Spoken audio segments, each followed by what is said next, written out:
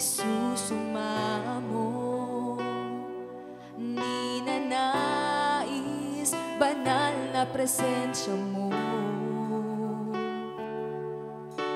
Inaasam na ika'y maranasan. O Diyos, puso ko'y katakuin. Minsan pa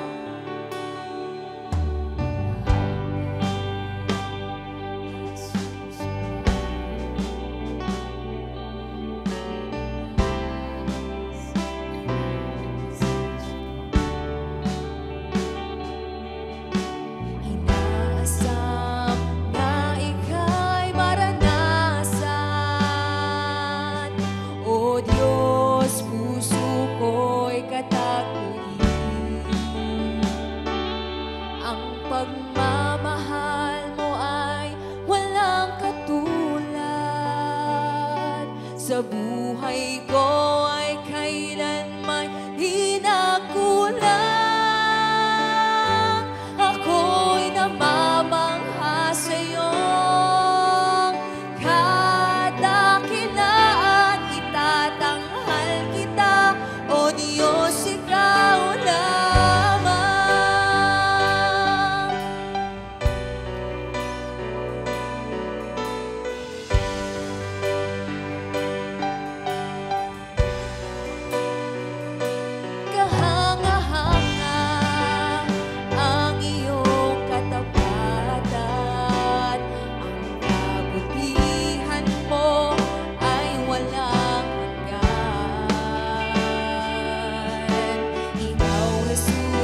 Matibay na sandigan, hindi ako bibiguin kailanpaman.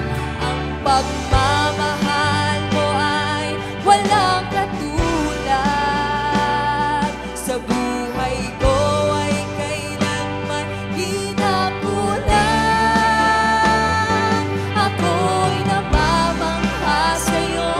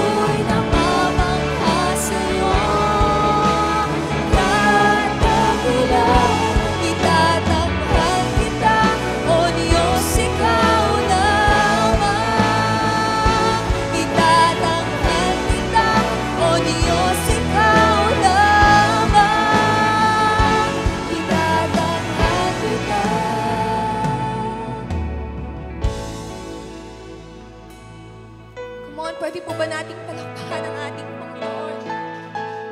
Purihin ka.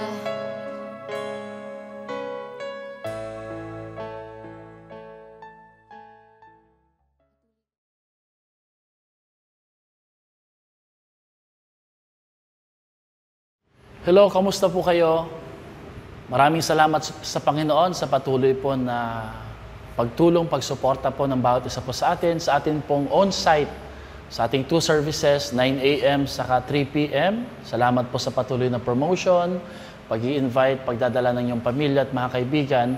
At salamat din po sa suporta nyo sa ating online ministry ng Zion Christian Fellowship Baliwag. Sa araw na ito, atin pong ipagpapatuloy ang ating topic na may kinalaman pa rin po sa pananampalataya. And we're going to discuss faith over feelings.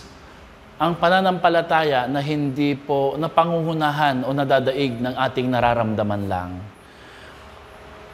Alam niyo po, pag pinag-uusapan po natin yung salitang pananampalataya, ito ay isang usapin na may kinalaman po sa pagtitiwala sa Diyos at patungkol po sa isang realidad na hindi po naaapektuhan ng ating nararamdaman lamang.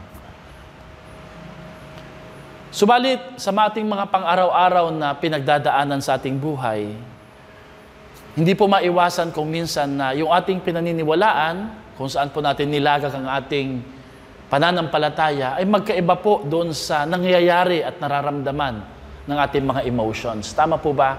That's why gusto ko po nating pag-aralan ngayon kung paano ho natin mariresolba ang usapin ng ating emotion or feelings and at the same time ng ating pananampalataya. Meron po akong ipapakita sa inyo na picture. How are you feeling right now? Iba-iba po ang emotion, iba-iba po ang ating nararamdaman. At alam niyo po, pagdating sa emotion, we really want to be respected and to be empathized. Maramdaman po natin na kinikilala po ng bawat isa kung ano man po ang present situation or condition or feelings na meron po ang bawat isa po sa atin. Kaya don't get me wrong, although ang pamagat po natin ay faith over feelings, ang totoo niyan mga kapatid, your emotions or feelings really matter.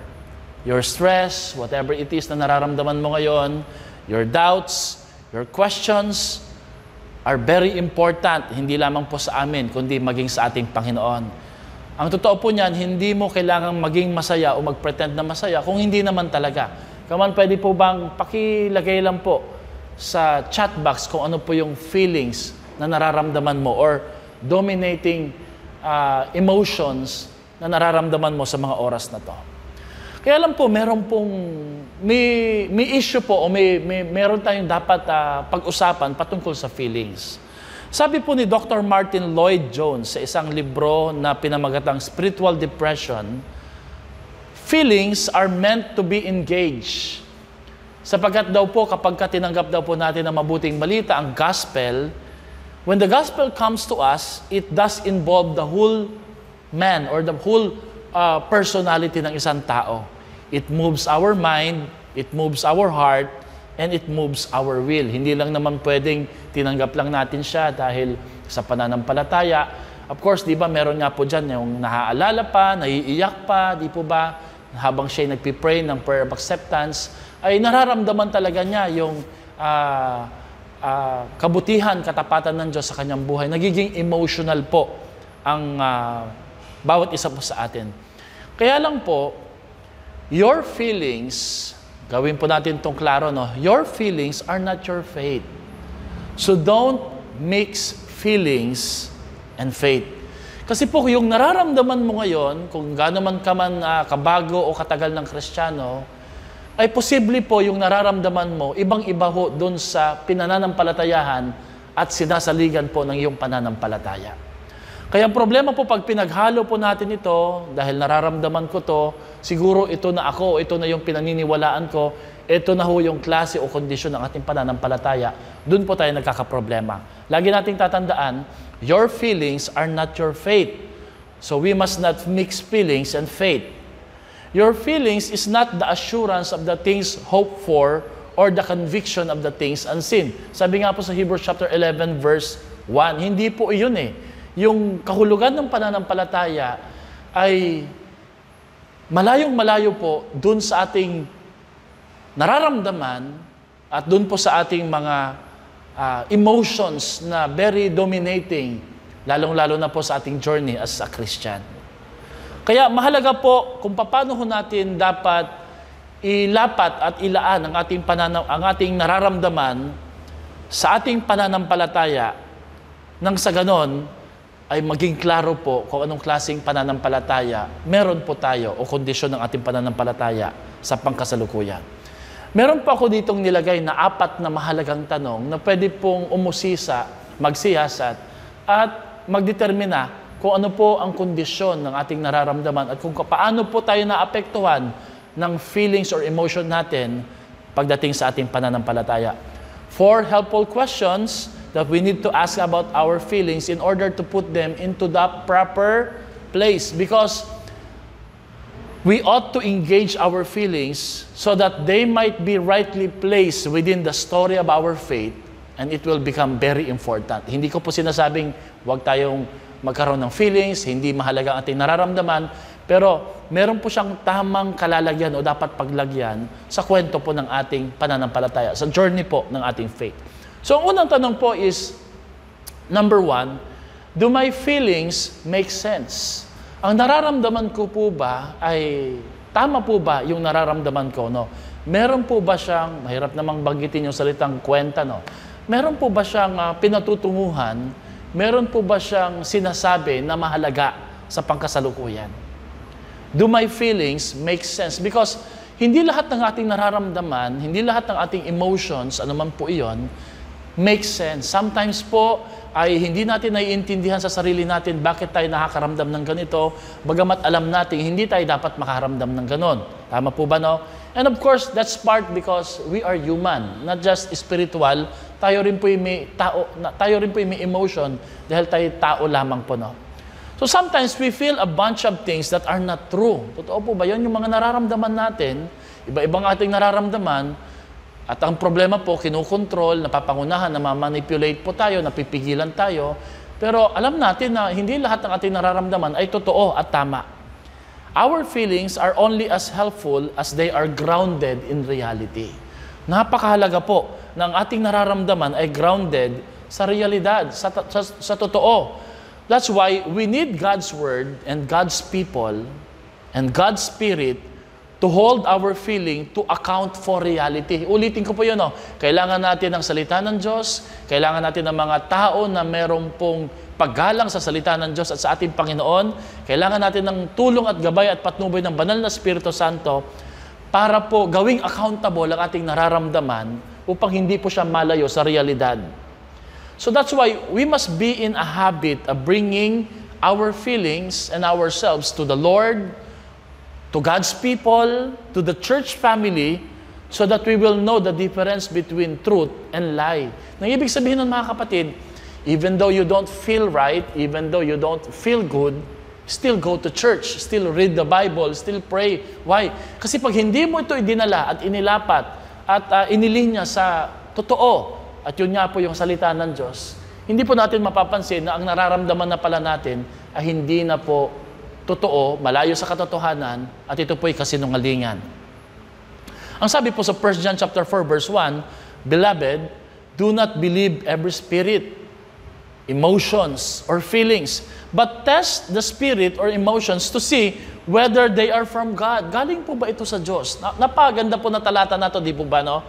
Because for many false prophets, they have gone out into the world. No, sometimes may mga preaching po that they will arouse your emotion. Meron pong tinatawag na the plead to emotion. Paiiyakin ka, dadalhin ka sa mataas na mataas na antas ng kasiyahan. Pero pag uwi mo sa bahay, alam mo, hindi ito yung realidad eh. Di po ba, no? Sometimes they will not tell you what you need to hear. Ang sasabihin sa iyo, yung gusto mong marinig lamang, no? So people, you see, can play with your emotions. And that's the favorite tool of Satan, playing with our emotion. Alam niyo po, mambobola ang kaaway pagdating po sa ating nararamdaman. That's why we need to test every spirit, we need to test every impression, every instinct and every emotions na nararamdaman po natin. Everybody say, test the spirit, test the impressions, no? Kaya, sometimes your feelings and my feelings don't make sense. Kaya nga po, they should not be trusted. Hindi po siya dapat pagkatiwalaan ng buo. Yun po yung unang tanong na sasala at magbibigay linaw sa ating nararamdaman in line with our faith. Number 2 question, do my feelings reveal sin? Do my feelings reveal sin? No. Sometimes, God sends emotions in our way to get our attention. Kapag tayo po ay nakararamdam ng isang mataas na emosyon, naiiyak tayo, nagagalit tayo, hindi tayo komportable, kuminsan po hindi ito galing sa ating pinagdaanan, nararamdaman sa loob ng katawan. Sometimes ginagamit ito ng Diyos para kuhanin po ang ating atensyon at meron po tayong makita na hindi natin nakikita. So God sends emotions in our way to get our attention. For instance, you may be feeling sorrow because you are sinning. Bakit ka nalulungkot? At then sasabihin mo, nalulungkot ako kasi may nang away sa akin, may nang bash, kasi hindi nila ako pinansin, hindi nila ako pinahalagahan, kasi iniiwasan nila ako. Pero actually, feeling mo lang po iyon. There is such word in the Bible that says, godly sorrow. Kaya ka nalulungkot, kaya ka sorrowful, kaya ka sobrang lungkot, maybe, possibly naman talaga dahil sa mga circumstances o mga nangyari sa iyong paligid. Pagod ka, may pinagdadaanan ka. But let us be sensitive and be discerning. Ibig sabihin po nun, matutuho tayong makinig, magsiyasat, at isuko natin sa Panginoon ang ating nararamdaman, ipasiyasat natin to sa isang pastor o leader para makita natin, baka mamaya may kinokorek pala si Lord na isang mali na ayaw nating aminin at gusto nating iwasan. Or maybe you're feeling anger because you've been sinned against. Yun naman, kabaliktaran, ikaw naman ang nagawan ng kasalanan. Pero ang tingin mo ay hindi nila nagawa yun, wala silang na-commit na offense sa'yo. Ang problema po na ibubuhos mo ito sa ibang mga tao. Our feelings are tool in which God's Spirit reveals sin. Yun po pala yun, no? So I'm not saying that at this moment, kaya tayo ganito kasi meron tayong kasalanan, no? Hindi po sa lahat ng panahon, but this is very important, no? Una, does it make sense? Pangalawa, does my feeling reveals sin? Meron po ba siyang gustong ipakita sa ating pong mga nagawa, unconsciously or consciously? Alam man natin o hindi. If you are sinning, ito po yung realidad mga kapatid, no? If you are sinning, you are not really going to feel great. That's the truth. Pag tayo po may ginawang mali, pag tayo po sumuway sa utos ng Diyos, spiritually speaking, sin will really cause sorrow. Sin will really affect not just our emotions or feelings, sin will really affect our whole being. Yun po yung totoo po yun, no? Kaya lang po minsan, hindi natin ina-attribute sa kagustuhan nga po nating i-rationalize, iwasan, maggumawa ng rason. Iniisip natin, pagod ako dahil ganito, ganyan, hindi ko nakuha yung gusto ko, hindi sinagot yung panalangin. Pero ang real issue po pala dito, sa pangalawang tanong is, baka meron pong mali o kasalanan na nais ituro ang Diyos sa ating mga buhay. This is very important. Do you think so, mga kapatid, na? But that feeling is not an indication that your faith is not real. Hindi po ito nagsasabi na ang pananampalataya mo ay mali o hindi totoo just because you don't feel right. It's just that maybe God is pinpointing something wrong in your life na hindi mo nakikita o hindi mo pinapansin. Rather, it's an indication that you need to repent. Kailangan mong magsisi at magbalik loob sa ating Panginoon. Sometimes your feelings reveal sin and you should repent. Sometimes your feelings reveal sins of others, so you must seek reconciliation. Kung hindi po tayo dapat humingi ng tawad kay Lord, magpatawad tayo sa iba kasi pareho lang po yun. Vice versa, sin will really affect not just our emotion, but it also affect the whole being or the whole totality ng ating pagkatao. Tingnan niyo po yung verse na to, no? Just to let you know that sin really affects how we feel. Psalms 32 verse 3-5 sabi dito, when I did not confess my sin, nung hindi ko pinansin, hindi ko pinagtuunan ng pansin, hindi ko pinahalagahan ang importansya ng paghingi ng tawad sa Panginoon, I was worn out from crying all day long. So, pansinin niyo po, bakit siya naiiyak na? Iniisip natin na iyak tayo dahil na-offend po ba tayo, nasaktan po ba tayo, pero actually, ang issue po doon, may gustong ipunto si Lord na kasalanan na nakaka-apekto sa ating nararamdaman. Sa pagpapatuloy, sabi po dito, my strength was completely drained. Sabi ni David, as moisture is dried up by the summer heat, then I confess my sins to you. I did not conceal my wrongdoings. I decided to confess them to you, and you forgave all my sins. Mga kapatid, the feelings that David was experiencing are possibly 50-50 or 90% are not true sa kabuuan po ng kanyang sitwasyon na pinagdadaanan. Pero yung katotohanan po dito na siya may kasalanan at nung hiningi po niya ito ng tawad sa ating Panginoon, pinatawad siya ng Diyos, that's the reality. And the reality really affected him and healed not just his feelings, but his total being. Yun nga po ang gusto po nating ipunto dito, mga kapatid. No? Pangatlong tanong, are my feelings too important right now? Ang aking bang nararamdaman ay mahalaga ngayon? Now, paano mo malalaman kung ang nararamdaman mo ngayon ay masyadong mahalaga at pinangungunahan ka at nasasabdu ka, namamanipulate ka? Ito po yon. When our feelings have the final say, ibig sabihin po nun, siyang nasusunod, siya po ang nagdidikta, siya po ang nagmamanipula, siya po ang may huling salita, then they are too important to us. Halimbawa, hindi na ako mag-church, hindi na ako magbabasa, ayoko na, iiwan ko na kayo, no? Ayoko munang gawin ito. Ibig sabihin po nun, that is a clear indication that you are being subdued or overpowered by our feelings. Now, again, I'm not saying po na hindi po mahalaga ang nararamdaman mo. I'm not saying that I'm not validating your feelings. It's just that tingnan po natin yung realidad at tanggapin po natin. Hindi po lahat ng nararamdaman natin totoo. Alam niyo kung bakit? Kasi kung ang nararamdaman mong ito ay naglalayo sa iyo sa iyong pamilya, naglalayo sa iyo sa iyong lakas, sa mga bagay na nagpapalakas sa iyo na alam mong tama, kesa dun sa nararamdaman mo lang, ibig sabihin po nun, na-overpower tayo ng isang nararamdaman na hindi naman permanente at totoo at nagtatagal at madaling mawala. Tama po ba yon, mga kapatid? No? When our emotions dictate the ways we interact with the world and the way in which we demand the world to interact with us, yun nga po yun eh. Nagiging nagiging demanding. Dapat ganito ang response nila. Dapat ganito ang ginawa nila. Dapat ganito ang ginawa ni kuya, ni ate, at saka ni pastor. Kaya lang hindi po ganun ang ginawa nila eh. That is a clear indication that our feelings at this very moment is very important to us. Now, whatever it is na very dominating na feelings na meron ka ngayon, test that feeling, test that spirit, test that impression, at dalhin mo yan sa salita ng Panginoon, sa banal na Espiritu Santo, at sa mga lingkod ng Diyos para masala. We need to ask ourselves what is true rather than what we feel. Ulitin nga po natin yan. We need to ask ourselves what is true rather than what we feel. Mga kapatid, no, ngayong araw na to, tinuturuan tayo ng Diyos na kumprontahin, tanungin, at kausapin ang ating nararamdaman. Dahil hindi po masama yan. Alam niyo, usually nangyayari, tayo po ang kinakausap ng ating nararamdaman at tayo po'y tangulang ng tango, sunod ng sunod, at sinasabihan natin ang ating feelings, totoo ka nga, yan nga ang nararamdaman ko, yan nga ang gusto ko. Ang problema po, we don't talk to our feelings. We need to ask ourselves what is true rather than what we feel. What the Bible says and what does God says about me rather than what my feelings tells me.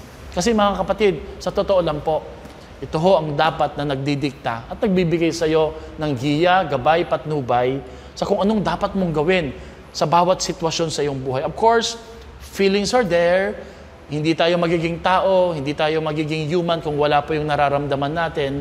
Pero ang feelings, they would always come and go, but the Word of God will stay true forever at hindi po ito kayang banggain ng nararamdaman lang po natin. Look at this verse, Proverbs 3, 5, and 6. Now, most of you here, possibly this is your favorite verse, but look at this verse. Sabi dito, trust in the Lord with all your heart. Do not lean on your own feelings or emotion or understanding. In all your ways, submit to Him and He will make your path straight. No, the reason kung bakit mali-mali yung mga decision natin, the reason kung bakit imbis na ang desisyon po natin ay mauwi sa solusyon o katagumpayan, nauuwi po sa panibagong kapalpakan o panibagong kasawian o panibagong emotions sa buhay po natin. It's because we lean too much. We dwell too much. We trust on what we feel, how we feel, rather than trusting in the Lord. No? Even nga po yung puso natin hindi rin po dapat sundin Dapat po ang puso natin nagtitiwala sa Diyos, sumusunod sa ating Panginoon. Now, hindi po sinasabi diyan, huwag mong gamitin yung nararamdaman mo. Ang sinasabi lamang po sa talatang yan, huwag kang sumandal at huwag mong ilagak ang iyong buong tiwala sa iyong nararamdaman, sa iyong nauunawaan o sa iyong kaalaman. Pangatlong tanong, where is my real joy? Where is my real joy? Nasaan talaga nakasandal ang aking kagalakan? There is all the difference in the world between rejoicing and feeling happy. Magkaiba po yung feeling happy ka, sa ikay magalakin o nagagalak ka. No? Joy and happiness is totally different. Happiness is something within ourselves, but rejoicing is something we can find in the Lord. No? In other words, even though you don't feel right, even though your situations are not that happy, you have all the reason to be joyful. Why? Because hindi mo sinasalig ang iyong kagalakan sa nararamdaman mo, sa nangyayari sa iyong buhay, because things are not happy. There are no reasons to be happy. But you know for sure that in the Lord, there is joy. Di po ba? Nandun po ang kagalakan sa ating Panginoon. Kaya nga po, merong pong kanta at may talata nagsasabing, the joy of the Lord is my strength.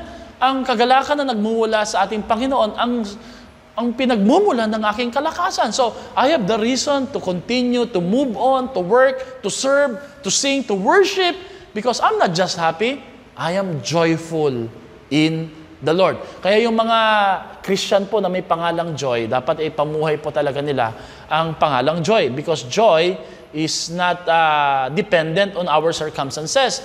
Joy is dependent on the truth that God is with us no matter what. Hindi tayo pababayaan ng ating Diyos. Napansin niyo po yung emotion, ang dali kang palungkutin, ang dali kang pagdudahin, ang dali kang ilayo at ikalas sa katotohanan, ang dali mong mag-isip ng kung ano-ano. Because yun nga pong nagagawa. At sometimes, or most of the time, Satan or the enemy will always play with our emotions. So where is my joy? Tanungin mo yung katabi mo, nasaan ang aking joy, ang aking kagalakan? While emotions are not central, there is a central reality to our feelings in Christ. And it is joy. Joy is the clear biblical overlap between faith and feelings. No? How in the world, no? What is the right explanation when you are able to worship, lift your hands, serve the Lord, do the work na pinapagawa sa ng Panginoon, and yet you are hurting inside? Walang answered prayers. The only explanation is this: what is happening to you is not happiness. What is happening to you is that you have joy in the Lord. Amen? Alam niyo po, linggo-linggo natin ginagawa yan, araw-araw natin ginagawa yan. Hindi man okay yung nangyari sa ating paligid, pero alam natin yung katotohanan that God is in control at hindi tayo pababayaan ng ating Diyos. Amen? Philippians chapter 4 verse 3 says, rejoice in the Lord always. Again, I will say, rejoice. Inulit po ng 2 beses po Rejoice, saan po? In. Preposition po yan Saan ka dapat mag-rejoice? In your finances? In your career? In your love life? Naku, lalo na. Naku, walang reason para maging joyful di ba? In your prayers?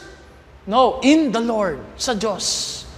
Ang ating kagalakan nakasalig hindi sa mga answered prayers Ang ating joy ay nakasalig dun sa sumasagot at sasagot sa ating mga panalangin. Ang ating pong kagalakan hindi nakasalig dun sa ating mga pangarap. Ang ating pong kagalakan nakasalig dun sa tagapagpatupad ng ating pangarap na nakakaalam ng mas mabuti para sa atin. And again, sabi nga po ni Apostle Paul, as he was writing this verse, he was in prison, he was about to be executed, and yet, sa kabila po ng lahat, naroon siya sa loob ng selda, he was encouraging the Christians outside the Roman prison to be joyful always. Dahil alam natin na narariyan po ang ating Panginoon. So, 4 na tanong, I hope you will be honest to ask that question, and at the same time, be honest to answer that question. No? So, how do we walk by faith and not by our feelings. Paano ho tayo lalakad na may pananampalataya na hindi po tayo naaapektuhan at hindi tayo nadodominate, na-overpower ng nararamdaman lang natin? Sometimes parang di maiwasan po talaga, no? Dahil naroroon talaga yung ating pakiramdam. Tama, nakakaramdam tayo ng gutom, ng pagod, ng pagkadismaya, nakakaramdam tayo ng galit, ng inis. So how do we walk by faith and not by our feelings? Ang tanong ko muna sa inyo ngayong araw na ito is, ano po ba ang nagdidikta at naggigiya sa buhay mo? What are you led by? What directs your decision, your actions, your words, and your thoughts? Tanungin mo ng matapat o ng mabusisi ang iyong sarili, ano talaga ang nag-uudyok sa'yo sa mga sa kasalukuyang nararamdaman mo? As believers, we are actually called to live by faith. And yet, many of us, or most of us, we choose to live by what we feel. Tama po ba yun? Although alam natin that we should walk and live by faith, pero most of us, pinipili talaga natin na mabuhay at lumakad tayo at kumilos tayo at mag-move on tayo ayon sa ating nararamdaman. Kaya nga po maling-mali. Why? Binibigyan po natin ng reign, ng rule, ng lakas, ng kapangyarihan ang ating emotion. Kaya siya ang nasusunod. Siya po ang nagkukontrol sa ating mga buhay. Alam niyo po, meron pong isang mentality po na perfect term po para dito. The I feel right, real, and perfect moment mentality or attitude. Alam mo, ito na ho siguro. Bakit? Tamang-tama yung timing eh. Talagang akmak-akma, niloob talaga ng Diyos eh. Dinamay pa talaga si Lord, no? Alam mo, talagang itinaon ng Panginoon. Biruin mo, umaraw, hindi umulan. O di kaya kumulimlim, di ba? Talagang siya talaga para sa akin. O di kaya, ito na talaga ang negosyo o trabaho o desisyon na gagawin ko. Bakit? Akmak-akma. I feel right. And it feels so real. Talagang totoong-totoo yung nararamdaman ko. Saka, napansin niyo po, Pastor, perfect. Talagang right timing, no? Alam niyo po, although I don't want to discount na this could be a leading ng kalooban ng Diyos na magbibigay katagumpayan sa iyong buhay. But again, let us always test the Spirit. Because baka mamaya we are mixing our faith with our emotion. Again, our feelings and emotions is never our faith. Huwag natin paghaluin, huwag natin pagsabayin. This mindset or mentality can lead to doubt, depression, and deception. This mindset can lead to doubt, depression, and deception. Alam niyo kung bakit? Pag hindi po nangyari, di natupad, di natuloy. Sino ngayon sisisihin mo? Hindi naman yung emotion mo. Most of the time, ang sinisisi po natin, yung mga taong nasa paligid natin, yung mga taong sumama sa atin, yung mga taong nakakaalam ng mga mithiin at panalangin natin, at lalo tigil sa lahat, hinuhuli ko lang, ang Diyos. Hindi man natin sabihin, hindi man natin aminin, hindi man tayo nagtuturo ng daliri, laban sa Diyos, pero actually, the way we behaved, the way we acted, the way we responded, we are actually attributing the bad decision sa ating Diyos. Lord, bakit nagkaganito? Di ba? Akala ko tama. We are clinging and trusting on the promises that God never made or that God never promised. Nagkamali ho tayo doon, no? So, tingnan niyo po, ganito po ang mangyayari kapag hinayaan natin na ang emotions po natin ng kumontrol. We will start to doubt our salvation because it didn't feel real. Parang hindi po ako kinilibutan, Pastor. Bakit? Kailangan bang kilibutan ka? Tumayo yung balahibo mo at maiyak ka para masabing totoong tinanggap mo at pumasok, naghari si Jesus sa buhay mo? You will struggle also to believe that God still love you when you sin because you don't feel or you couldn't feel His love. Hindi ko na nararamdaman yung pag-ibig ng Diyos. Natural, if you continue to live in sin, if we keep on sinning, may epekto ang kasalanan at ang bangis at consequence na kasalanan sa ating mararamdaman. Kaya magsisimula tayo maging defensive, magra-rationalize po tayo. Kaya makikita po natin, imbis na pagmamahal ni Lord at correction na makikita natin sa Kanya, pinaparusahan tayo ng Diyos. At tayo po'y galit. O galit ang mga tao sa atin sa paligid po natin. Yun po kasi talaga yung realidad. Tama po ba yun? You will often give in into temptation to sin because it felt better than obedience. Aminin po natin, mas masarap po magkasala, mas masarap gumawa ng mali, masarap gawin yung bawal kaysa gawin yung tama. Di ba? Kasi po kung talagang masarap gawin yung tama, edi mas marami tayo dapat ginagawa ng tama kaysa sa mali. Tama po ba yun?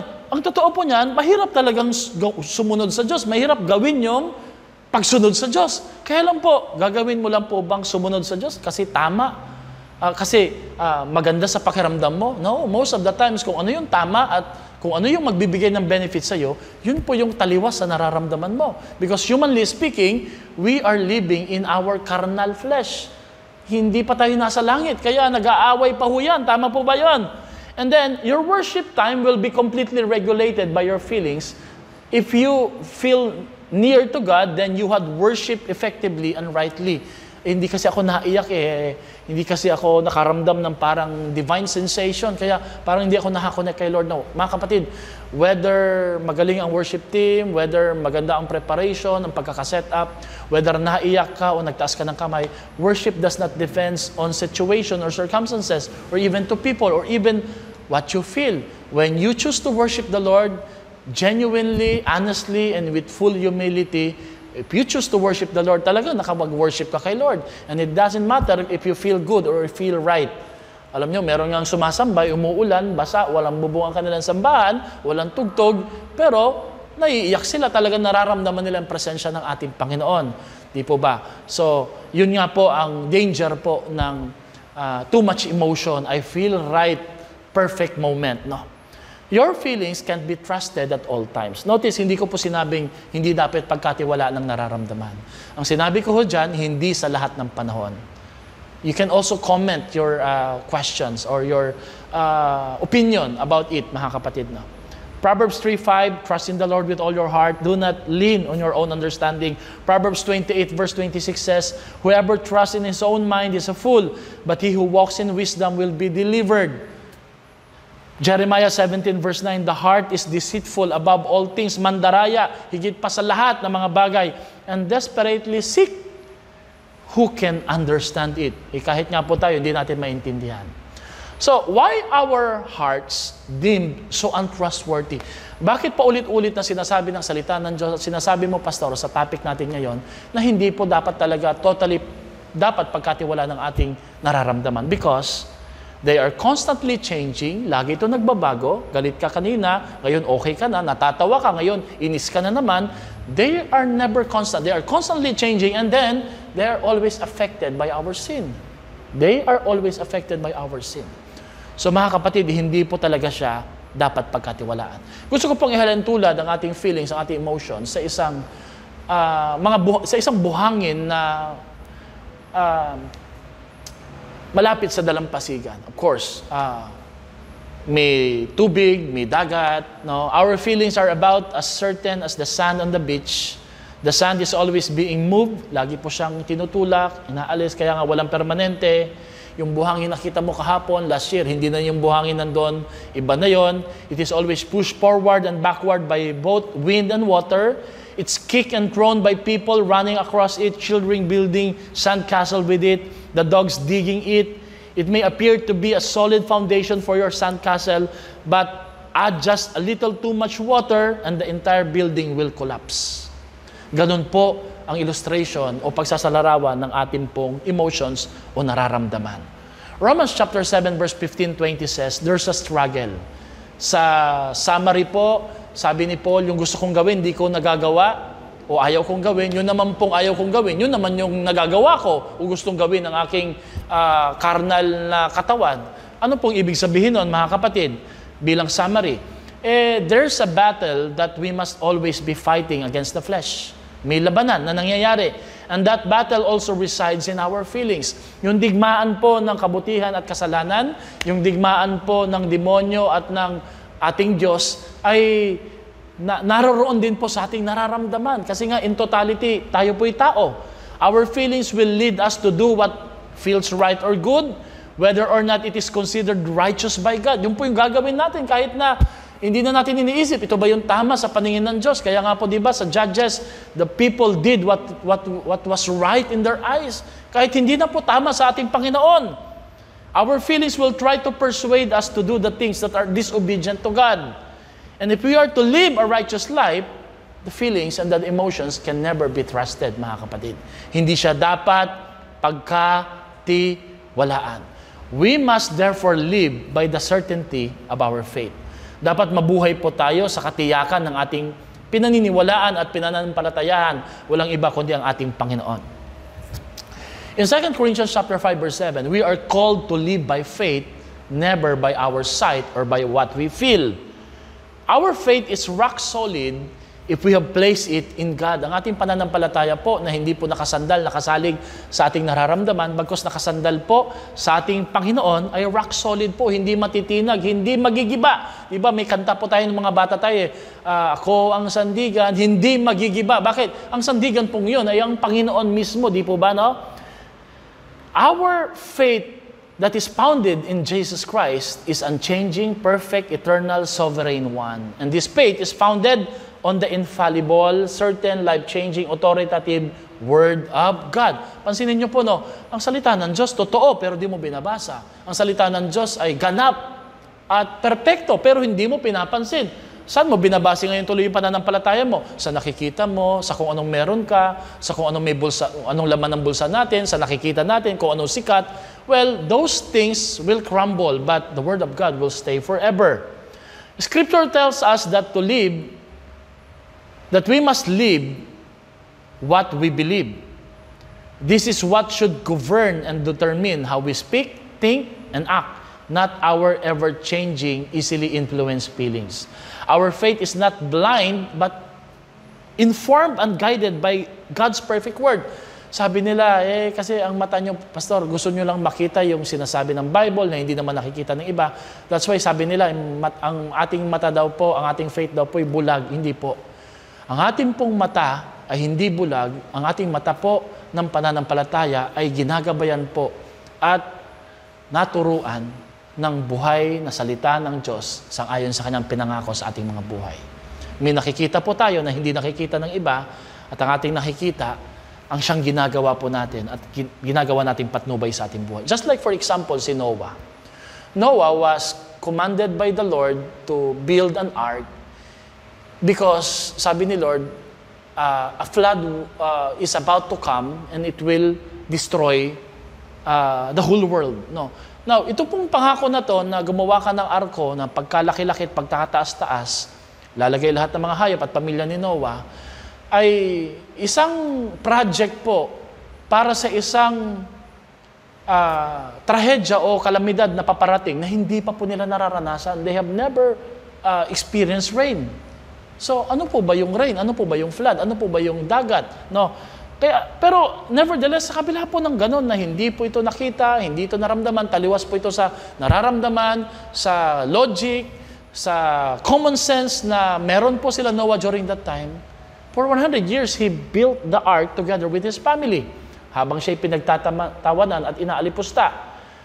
Hebrews chapter 11 verse 7 says, by faith, Noah, being warned by God concerning events as yet unseen, hindi pa nakikita, in reverent fear, constructed an ark for the saving of his household. Alam niyo po, if you keep on following according to what God says, according to what God, the Word of God says, if you hold on to your faith founded in the Word of God, in Jesus Christ, hindi ka mapapahamak.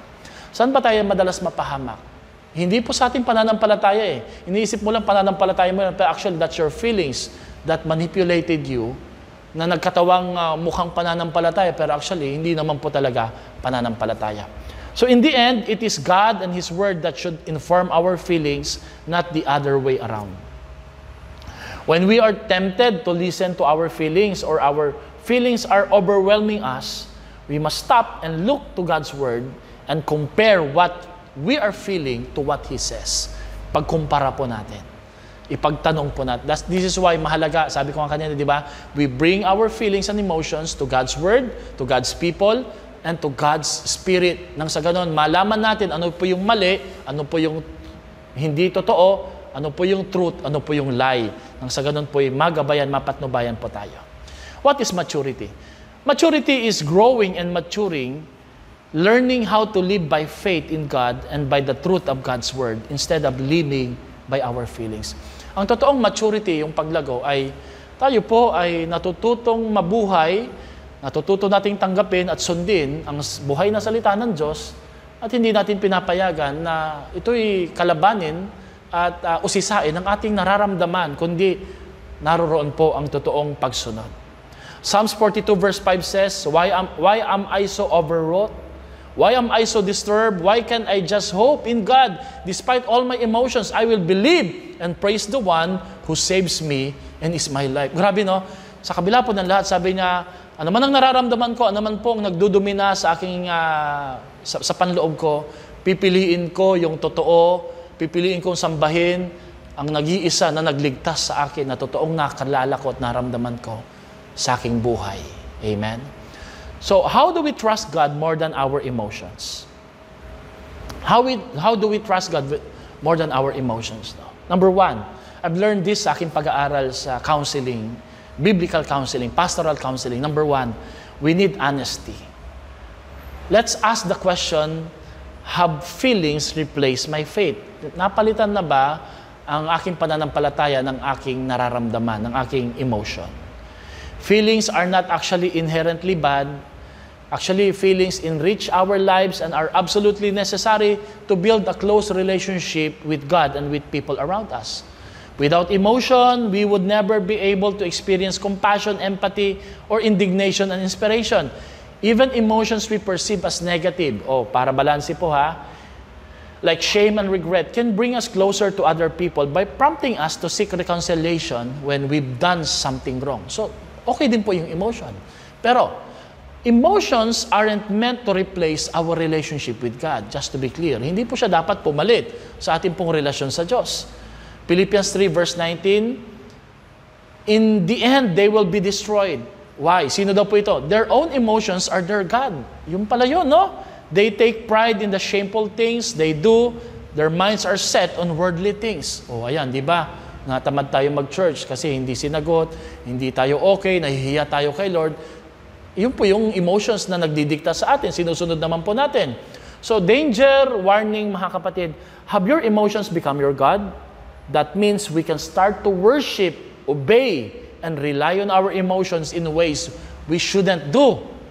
We nurse, rehearse, cherish, and defend even our emotion. Atin po inaalagaan, atin po itong pinalalago, pinalalaki, at atin po itong dinidepensahan kahit alam nating mali. Yan po yung isang sign that our emotion replace our faith. Our emotions replace our faith. Now, ang totoo niyan mga kapatid, no? If you feel like crying, cry. But always remember this, you don't cry alone. Because the Bible says that God knows every tears in our eyes and He keeps a record of them. If you're feeling lonely, always remember that you are never alone. Why? Hindi mo pwedeng takasan ang ever-abiding presence ni Lord sa iyong buhay. If you're feeling frustrated, don't lose hope. Kasi sabi ni Lord, I will never leave you nor forsake you. Always remember this. God is bigger and greater than what we feel, than our emotion. God is bigger than your emotion. Amen? Remember, we don't lament or suffer alone. God is always with us. Through the ups and downs of our lives, He is the God of the mountains and the valleys.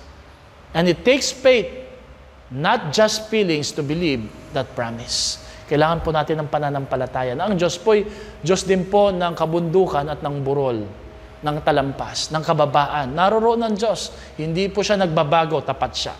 Don't control or suppress your emotions. Instead, submit and surrender them to God.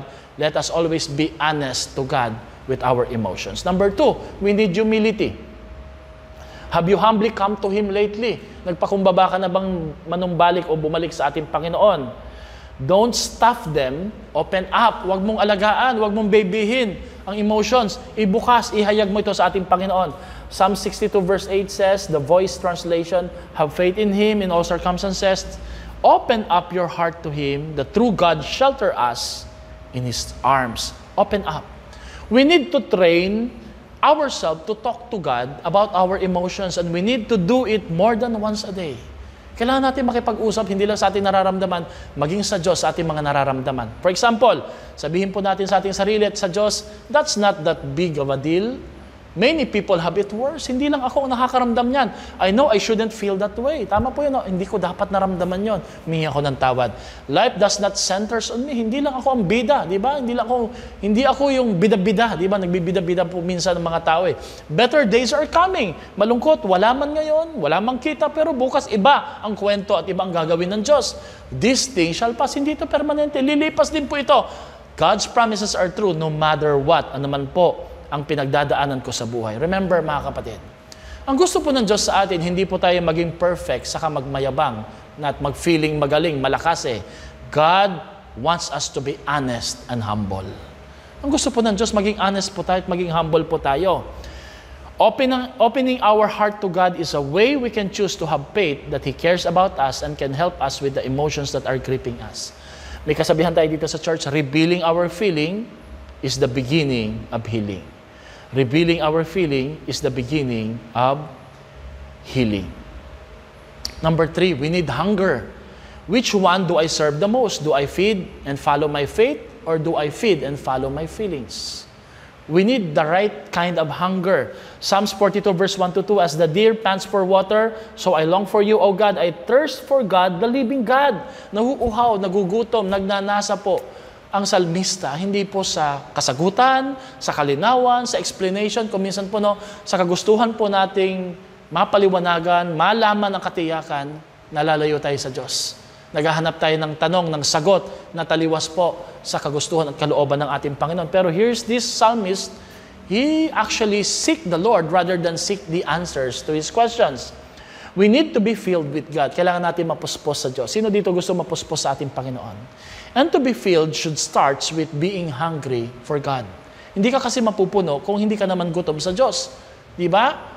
You will always be overwhelmed with your feelings if you are never experiencing overflow with God. That's why pag lumayo ka kay Lord sa Word, sa prayer, sa Spirit, sa presence ni Lord, sa church, sa anointing, sa life groups, ma-overwhelm ka ng problema. Dahil yung nararamdaman mo ang magsasabi lagi, hindi ka na makakalabas niyan. That's your dead end. No. Ang dapat nating gawin, let God cause an overflow in our lives. An overflow of joy, an overflow of peace, an overflow of contentment, an overflow of His promises and hope na hindi tayo pababayaan ng ating Diyos. When we let our lives dominated by our feelings and emotions, they are never satisfied and they will never be satisfied. Come on, mga kapatid, no? Sino ho dito inalagaan mo ang nararamdaman mo, inalagaan mo yung tampo mo? Ano nangyari sa'yo? Naayos ka ba? Naayos ba tayo? Hindi. Lalo tayo naging matampuhin. Lalo tayo nagalit sa ating paligid at sa mga tao, sa mundo, maging sa ating Diyos. You can't really please and appease emotions. They are always looking for more. But if you are filled with God, peace, contentment, confidence, and safety will reside inside of us. Huwag nating hayaan na kontrolin tayo ng ating emotions. Feelings will control and cause you to be overwhelmed and to overwork. But faith will push you to seek Him. As a result, you will experience an overflow of God in your life. Believe that God has your back.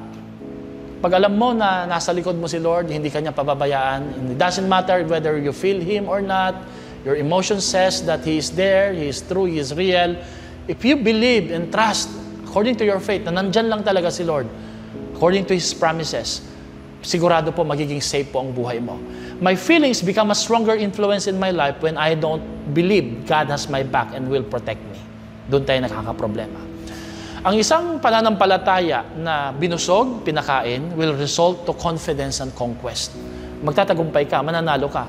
Talagang magpapatuloy ka. You will move in victory dahil alam mo, matapang, malakas, matatag ang iyong pananampalataya. Sabi diyan sa verse, apart from God, you can do nothing. Wala tayong magagawa paghiwalay sa Diyos.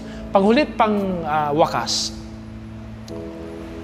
honesty, humility, ano pa ho yung isa? Honesty, humility, and hunger. Panghuli po ay high expectation. Do I rely on my feelings or do I keep on believing and moving no matter what? Ito po yung malaking problema kasi at the height of our emotion, doubt, frustration, discouragement, binabawasan natin yung faith natin. Hindi tayo ganun kaporsigidong manampalataya at magpatuloy sa ating mga panalangin at pananampalataya. Iniisip natin, wala na eh. Tingnan niyo po yung nangyari po sa servant po ni Elijah. Ang sabi po ni Elijah, tingnan mo doon sa dagat, tingnan mo kung may paparating na maliit na cloud, paparating na ba yung ulan? Wala po akong makita. Sige, bumalik ka doon, gawin mo ito ng 7 times. Yun po yung sabi sa 1 Kings chapter 18, verse 43. And true enough po, sa ikapito po, dahil nagsumikap siya kahit wala siya nakikita sa una, pangalawa, pangatlo, pang-apat, pang-lima, pang-anim, pero nung pang-pito po, there's the spirit of persistency and consistency of faith. Nandoon na po yung maliit na clouds, and it's about to bring rain and storms ng pagpapala sa Israel. Ganun din po nangyari kina Joshua, di ba? 7 beses nilang inikutan ang Jericho. Una, pangalawa, pangatlo, pang-apat, pang-lima, pang-anim, walang nangyayari. Their feelings are telling them, kabaliwan, nonsense ito, wag na nating ituloy. Common sense, walang mangyayari. But on the 7th, the walls crumbled. We should maintain a high expectation kay Lord kahit mukhang walang nangyayari. Ganon din kay Naaman. Pinagaling siya ng Diyos hindi sa ikauna, ikapangalawa, pangatlo, pang-apat, pang-lima, pang-anim, kundi sa ikapitong paglublog na wala, natanggal ang kanyang leprosy. Ano pong sinasabi ko mga kapatid? No eye has seen, no ear has heard, no mind has imagined what God has prepared for those who love Him. Sa Hebrews chapter 11 verse 6, we need faith to please the Lord. We need faith to believe that God is there and He will do what He said sa ating mga buhay. We need high expectation. Sabi po dito sa quotation, God always has something for you. A key for every problem, a light for every shadow, a relief for every sorrow, and a plan for every tomorrow. You need to maintain a high expectation. Kahit wala pang nangyayari, keep believing. Won't stop now. Breakthrough is about to come. It's not good for us to always follow our hearts. We are not followers of our hearts anyway. We are followers of Jesus Christ. Yes, your feelings are valid, but your behavior is your responsibility. Pahalagahan mong nararamdaman mo, pero bantayan mo at supilin mo yung mga responses mo, yung pagkilos mo, yung mga decision making mo. Talk about your feelings to God. Process them through prayers. Align yourself with His Word and let God has the final say. So, wrap up tayo mga kapatid. Despite of what I see and what I feel, I will be honest with God. I will be humble before God. I will have hunger for God. I will have high expectation in God. Feelings will come and go, but God's word and promises will stand true no matter what.